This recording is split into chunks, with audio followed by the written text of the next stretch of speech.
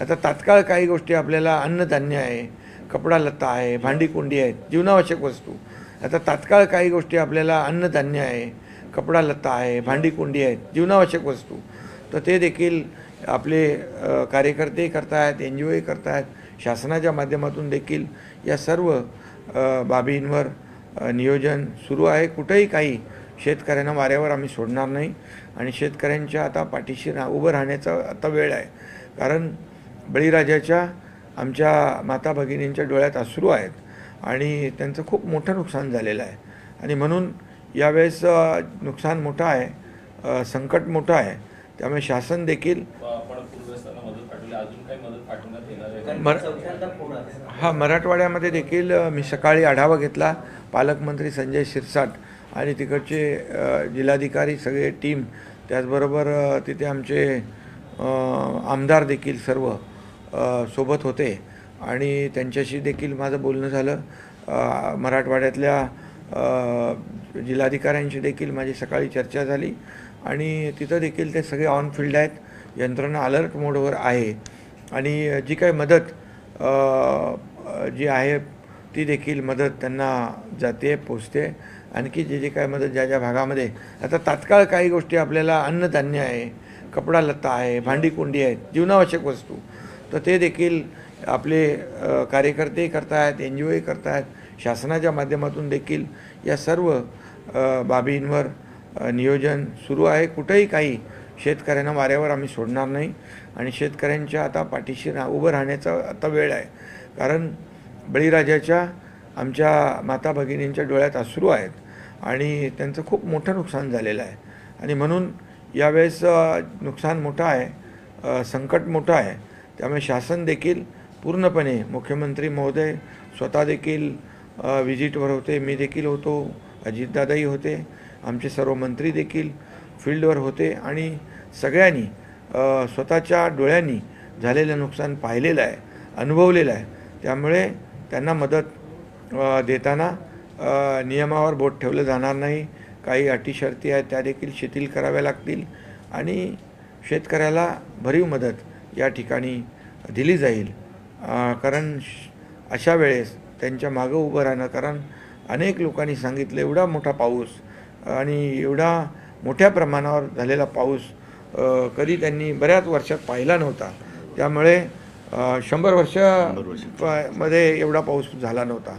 त्यामुळे शेती वाहून गेली होती, शेत जमीन जी आहे खरडून गेली होती, काही नद्याच्या प्रवाहामध्ये जमीन कापून वाहून गेली होती, पशुधनाचं मोठं नुकसान झालेलं होतं, जीवितहानी काही ठिकाणी झालेली आहे आणि यामुळे सर्वच बाबींचा विचार करून त्या संबंधित अधिकाऱ्यांना तशा प्रकारच्या सूचना दिल्या होत्या. आम्ही गेलो तेव्हाही सांगितलं की ते अधिकारी देखील ऑन फील्ड होते आणि अधिकाऱ्यांना देखील सर्व गावकऱ्यांना जिथं जिथं नुकसान झालेलं आहे तिथं तात्काळ त्यांना मदत देणं, त्यांना सुरक्षित स्थळी हलवणं, त्यांच्या जेवणाखाण्याची व्यवस्था करणं, या सगळ्यावर पूर्णपणे शासन आणि तिथलं जिल्हा प्रशासन पूर्णपणे काम करत आहे.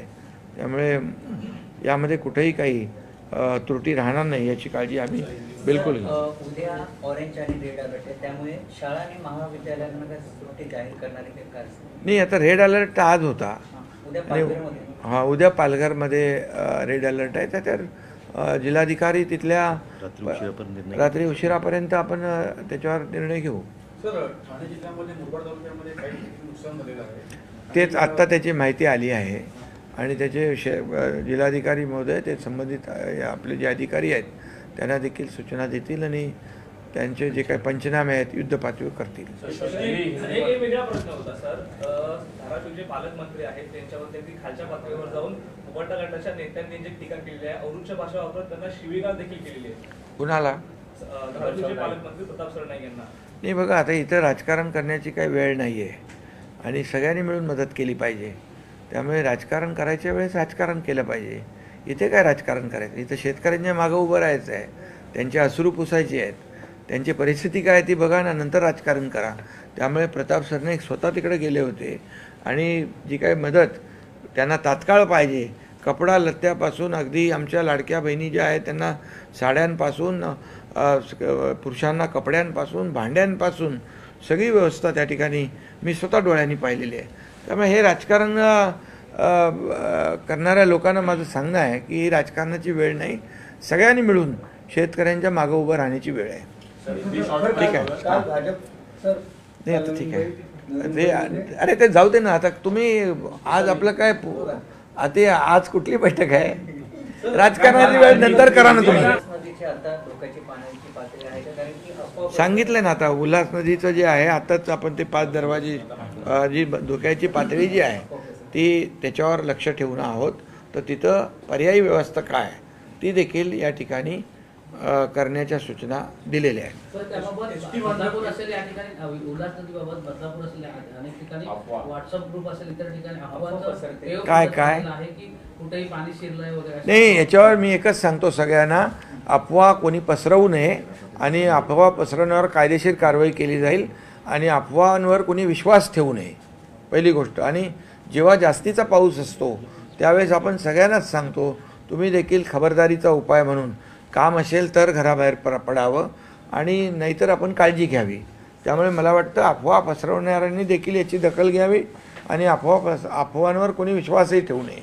सर, पुणे जिल्ह्यातील डिंबा धरणाची पातळी पूर्णपणे वाढल्यानंतर त्या ठिकाणी दरवाजे उघडे करण्यात आले. आजूबाजूच्या गावांना ज्या ज्या ठिकाणी धरणाची पातळी वाढती आहे, आता आपल्या भातसामध्ये देखील धरणाचे 5 दरवाजे आपण उघडलेले आहेत. त्यामुळे ज्या ज्या धरणामध्ये पाण्याची पातळी वाढते त्यावेळेस आपल्याला त्याचा विसर्ग जो आहे करण्यासाठी दरवाजे उघडावे लागतात आणि त्यावेळेस लोकांना अलर्ट केलं जातं, लोकांना सुरक्षित स्थळी हलवण्याचे नियोजन केलं जातं. त्यामुळे कुठेही काही जीवितहानी होऊ नये याची त्या भागातलं प्रशासन काळजी घेते. धन्यवाद, थँक्यू.